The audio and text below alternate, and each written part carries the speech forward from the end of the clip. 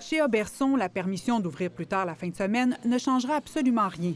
C'est déjà tellement difficile d'avoir nos employés, les jeunes employés maintenant, de travailler les fins de semaine, c'est difficile. Si on leur demande de travailler des soirs en plus. Il ne voit pas non plus comment ça pourrait augmenter sa rentabilité.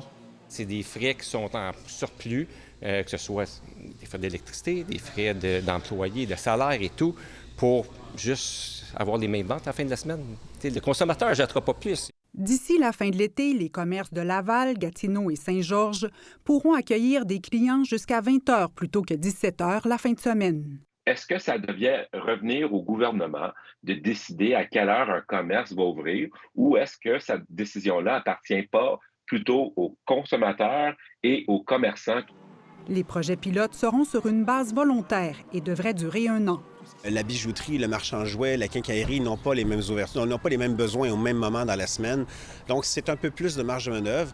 Je crois que ce qui va être bien reçu, c'est la capacité de tester.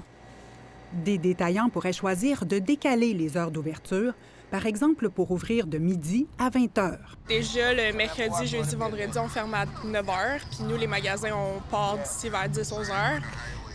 Ça fait que c'est déjà beaucoup de travail. Bien, des fois, quand tu as des choses dernière minute, puis là, je pense que ça va aider pour ça. Ouais.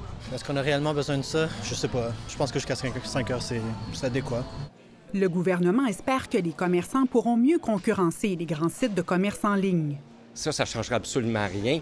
Je peux pas croire, moi, quelqu'un qui va dire, ben là, je suis à la maison. Si je veux acheter en ligne, ça ne veut pas dire qu'il va prendre sa voiture et venir au magasin à 8 h le samedi soir pour voir le produit.